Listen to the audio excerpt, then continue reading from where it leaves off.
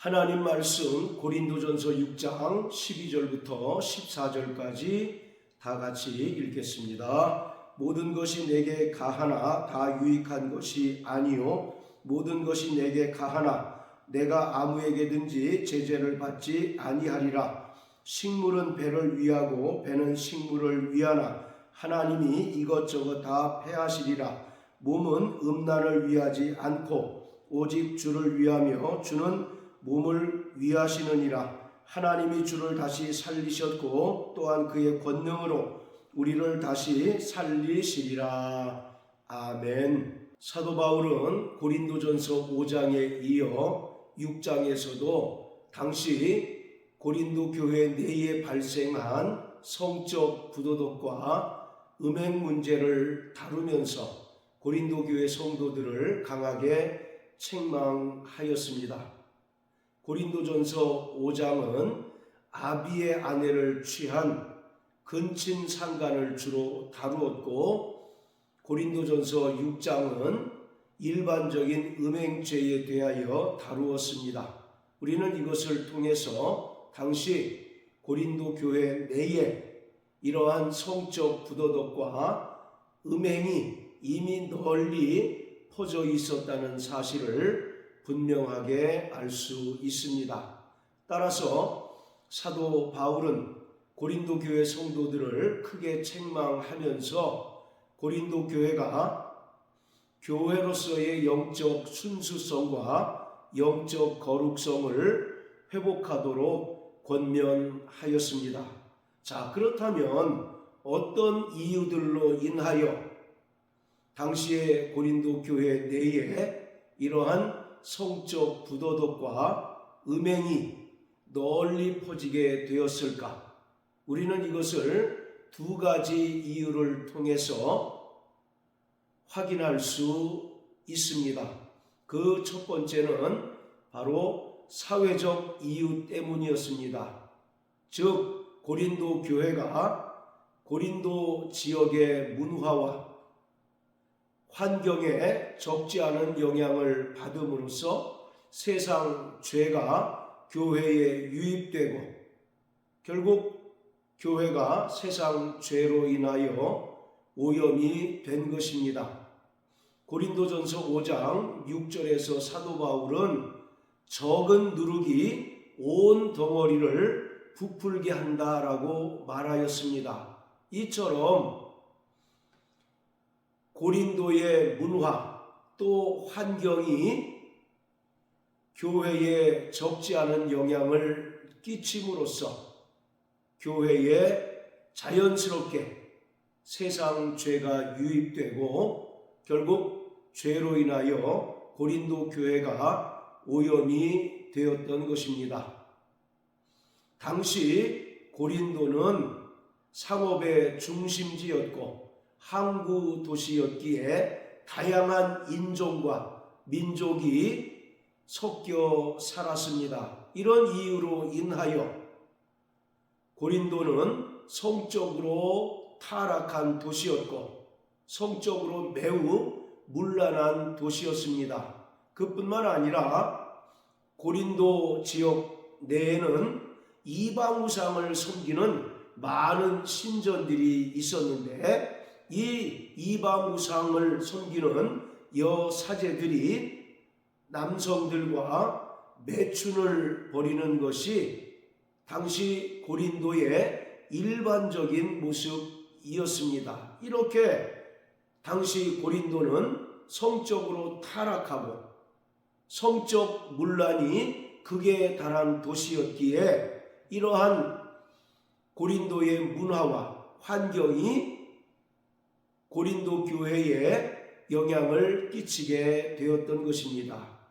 그리고 고린도 교회 성도 중 일부가 비록 복음을 듣고 예수님의 은혜를 믿음으로 말미암아 구원은 받았지만 여전히 옛사람의 습관을 끊어내지 못하고 죄의 습성을 이어가고 있었습니다. 특히 음행에 관하여 반복적으로 죄를 짓는 자들이 있었습니다.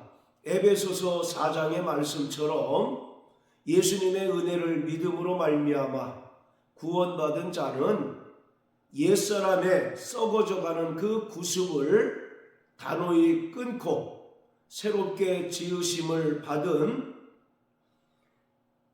새 사람을 입는 자가 되어야 함에도 불구하고 고린도 교회 성도 중 일부는 여전히 과거와 같이 음행죄를 저지르고 있었습니다. 고린도후서 5장 7절에서 그리스도 안에 있으면 새로운 피조물이라고 바울은 선언하였지만 여전히 고린도 교회 성도 중 일부는 고린도 지역의 영향을 받아서인지 이러한 음행죄를 죄로 여기지 않고 반복적으로 짓는 자들이 있었습니다. 자, 그리고 두 번째 이유는 고린도 교회가 헬라 철학의 영향을 받았기 때문입니다. 헬라 철학의 근본에는 이원론 사상이 자리 잡고 있습니다. 이원론이란 인간의 영혼은 거룩하고 선하지만 인간의 육체와 물질은 더럽고 속되고 악하다는 것입니다. 이러한 헬라 철학의 기반 하에 예수를 믿는 자들이 있어서 고린도 교회 성도 중 일부는 자신의 영혼이 예수님을 믿음으로 말미암아 구원을 받았기에 이후로 육체로는 무슨 짓을 해도 그것이 죄가 될 수 없고 또 구원을 상실할 수 없다고 주장을 하였습니다. 이러한 헬라 철학에 근거한 이원론이 발달한 것이 바로 영지주의였습니다. 초대교회 당시 교회를 가장 괴롭히고 또 교회를 무너뜨리려는 악의 세력이 바로 영지주의였습니다. 영지주의는 바로 극단적인 이원론을 주장을 합니다. 인간의 영혼은 선하지만 인간의 육체와 물질은 악하다는 것입니다. 이러한 극단적인 이원론 사상에 입각해서 그들은 거룩하신 하나님의 아들 예수께서 어떻게 더럽고 속되고 악한 인간의 육체를 입고 오실 수 있는가 하여 예수님의 성육신을 부정하였습니다. 요한복음 1장 14절에 말씀이 육신이 되어 우리 가운데 거하셨다라고 분명하게 선언하셨지만 이들은 극단적인 이원론에 빠져 있음으로 인하여 예수님의 성육신을 절대적으로 부정하고 심지어 예수님의 십자가 죽음 그리고 죽은 자 가운데서 3일 만에 다시 살아나신 것도 철저히 부정하였습니다. 그래서 사도 요한은 이러한 자들을 적그리스도의 영이라고 말하였습니다. 요한일서 4장 1절부터 3절까지 해서 사도 요한은 형제들아 영을 다 믿지 말고 그 영이 하나님께 속하였나 시험하여 보라. 예수께서 육체로 오신 것을 부인하는 자들마다 적그리스도의 영이라고 분명하게 말하였습니다. 자, 이처럼 고린도 교회 성도 중 일부가 헬라 철학의 이원론 그 바탕 위에 신앙을 가지고 있었기에 그들은 자기의 영혼이 구원받은 이후에 무슨 짓을 해도 그것이 죄일 수 없고 또 그것으로 인하여 구원을 상실할 수 없다고 주장을 하였습니다. 에베소서 5장 18절에서 사도 바울은 술 취하지 말라, 이는 방탕한 것이니 오직 성령의 충만을 받으라고 말하였습니다. 여기서 술 취하지 말라라고 하는 것은 단순히 술 문제가 아니라 자기 육체의 정욕에 끌려 살아가는 것을 말합니다. 이러한 것은 방탕한 것이다 라고 바울은 말합니다. 방탕하다라고 하는 것은 무절제하다라는 의미로서 구원을 상실하다라는 의미가 있습니다. 따라서 예수님의 은혜를 믿음으로 말미암아 구원받은 성도라 할지라도 그 이후에 여전히 육체의 정욕에 끌려 살아가게 되면 방탕하고 무절제하게 되고 결국 구원을 상실할 수 있다는 것입니다. 그래서 바울은 오직 성령의 충만을 받으라고 말합니다. 성령께서 나를 주장하시고 지배하시고 인도하심으로써 육체의 정욕에 끌려 사는 것이 아니라 성령의 소욕대로 삶으로써 성령의 열매를 맺는 자가 되어야 한다는 것입니다. 그런데 안타깝게도 고린도 교회 성도 중 일부가 여전히 복음을 믿고 구원은 받았지만 헬라 철학에 바탕을 두고 있기에 그들은 자신이 저지르는 그 음행이 죄가 아니라고 주장을 하고 심지어 이것은 식욕과 같은 인간의 본능에 불과하기 때문에 이런 것은 자신의 구원과 하등의 관계가 없다라고 주장을 하기도 하였습니다. 자, 오늘 본문 12절 13절에서 고린도 교회 성도 중 음행을 저지르는 이들이 자신의 그 음행을 정당화하고 있는 것을 우리는 볼 수 있습니다. 12절에 보면 모든 것이 가하나 다 유익한 것이 아니다 라고 말합니다. 즉 고린도 교회 성도 중 음행을 저지르는 자는 자신은 이미 자유한 자가 되었기 때문에 음행이 더 이상 죄가 아니다 라고 주장을 하였다는 것입니다.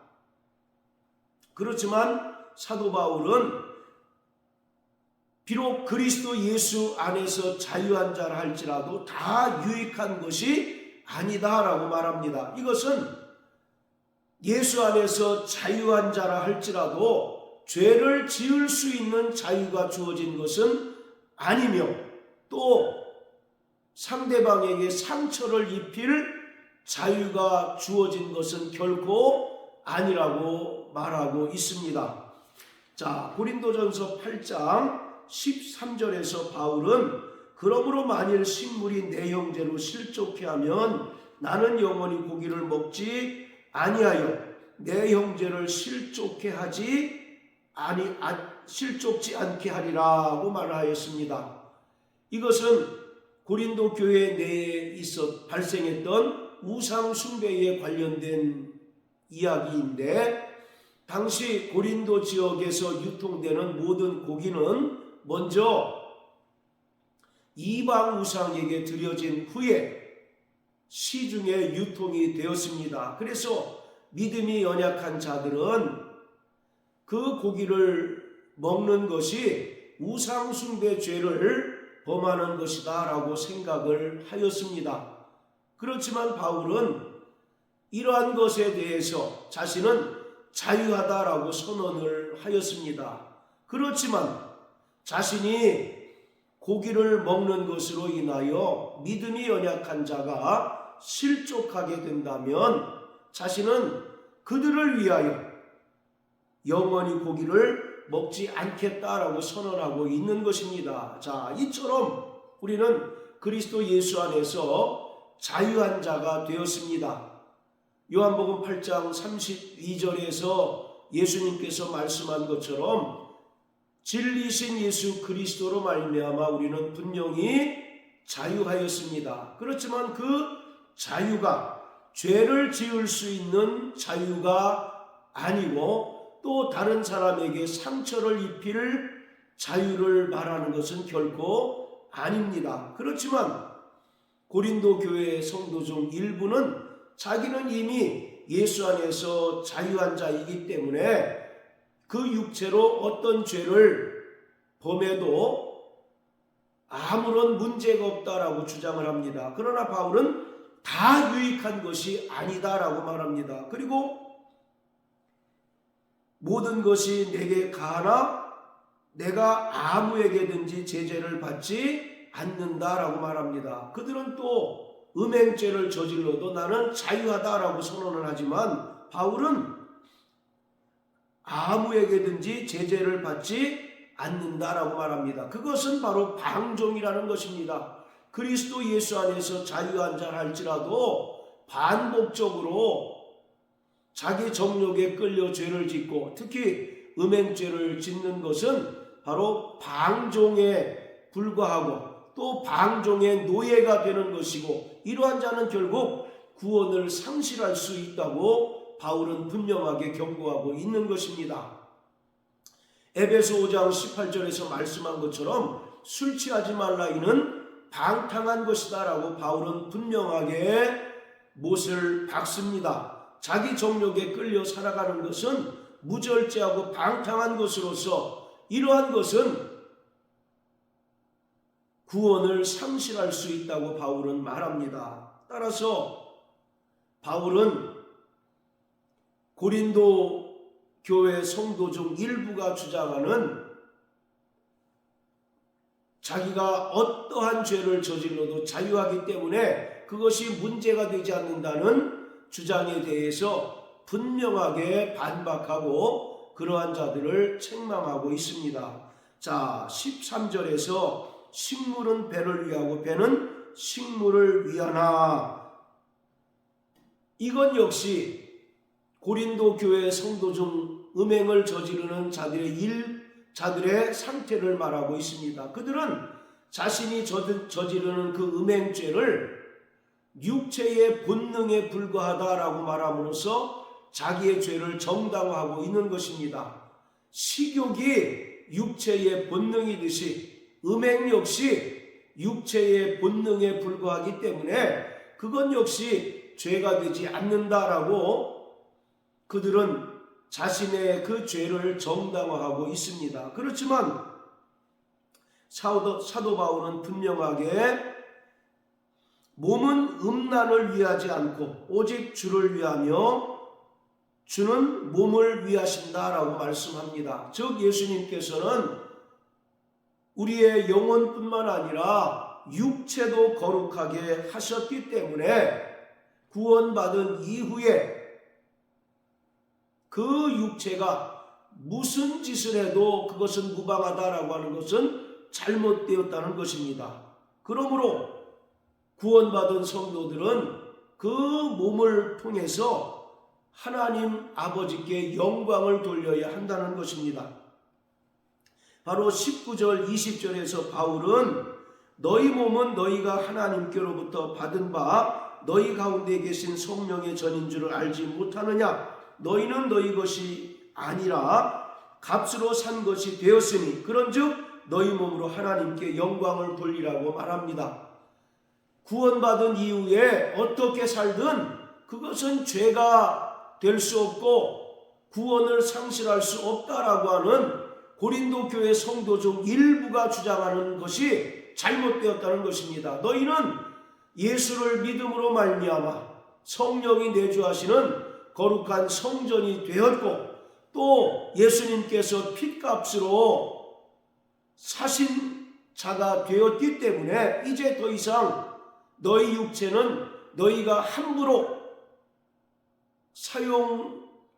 사용해서는 안 되고 오직 하나님의 영광을 위하여 그 육체도 쓰임받아야 한다는 것을 분명하게 말합니다. 자, 그러면서 바울은 14절에서 하나님이 주를 다시 살리셨고 또한 그의 권능으로 우리를 다시 살리시리라. 바로 예수님께서 십자가에 달려 죽으셨지만 하나님 아버지께서는 십자가에 달려 죽기까지 복종하신 하나님 아들 예수를 죽은 자 가운데서 다시 살리셨습니다. 이처럼 구원받은 성도들은 이제 구원받은 이후에 하나님의 거룩하심과 같이 거룩한 성화의 삶을 살아내야 합니다.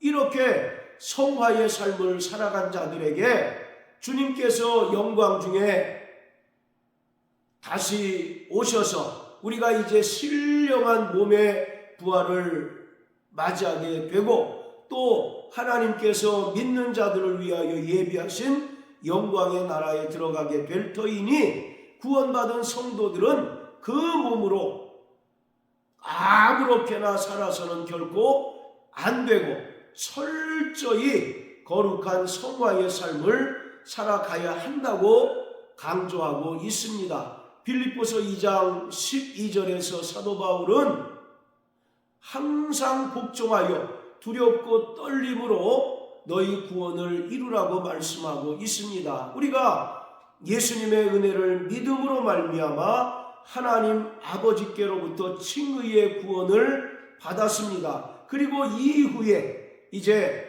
성령의 인도하심을 따라서 거룩한 성화의 삶을 살아가야 하고 이제 주님께서 영광 중에 다시 오실 때 말세에 나타내기로 예비된 영화의 구원에 이르게 됩니다. 그 동안 우리는 하나님의 말씀에 순종하고 또 성령에 이끌려 오직 하나님의 거룩하심과 같이 거룩한 성화의 삶을 살아내야 합니다. 이렇게 성화의 삶을 온전히 살아간 자들만이 최종적인 영화의 구원에 이를 수 있다고 사도 바울은 분명하게 말하고 있습니다. 사랑하는 성도 여러분, 우리는 과거에는 마귀에게 속하여 본질상 진노의 자녀로 살았던 자들이었습니다. 그때는 우리는 자기의 육체의 정욕에 끌려 죄의 종노릇하며 살았습니다. 그러나 예수님의 은혜를 믿고 또 그 흘리신 바 언약의 피로 말미암아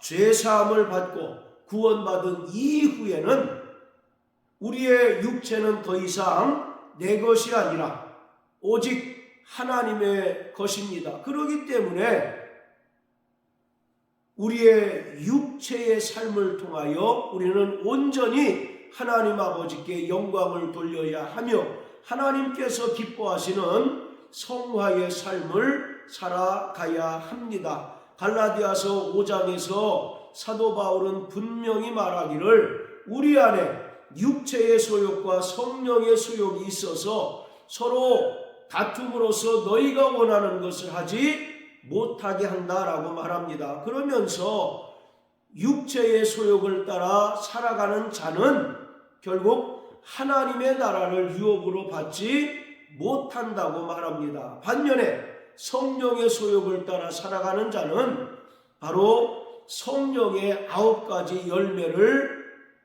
맺게 된다고 말합니다. 요한복음 15장에서도 참 포도나무이신 예수님께 붙은 가지는 과실을 많이 맺음으로써 하나님 아버지를 영화롭게 한다라고 예수님께서 말씀하셨습니다. 그렇기 때문에 우리는 이러한 잘못된 사상에 빠져서 허랑방탕하게 살 것이 아니라 철저히 성령의 인도함을 받아서 거룩한 성화의 삶을 살아내야 합니다. 영지주의에 빠진 자들은 그 육체를 통하여 어떤 죄를 저지러도 결코 구원을 상실하지 않는다고 가르칩니다. 그리고 그것이 죄가 되지 않는다고 주장을 합니다. 그 대표적인 사례가 요한계시록 2장에 나오는 바로 니골라당입니다. 그래서 예수님께서는 니골라당의 그 가르침을 미워한다라고 분명하게 말씀하셨습니다. 우리는 사람의 주장과 또는 사람의 생각을 따라 살아가는 자가 아니라 이제 구원받은 이후에는 철저히 성령의 소욕에 끌려 살아가는 자요, 성령의 인도를 받는 자가 되어야 합니다. 그럴 때 우리는 우리의 삶을 통하여 하나님께서 기뻐하시는 성령의 열매를 맺게 되고 또 우리의 삶을 통해서 온전히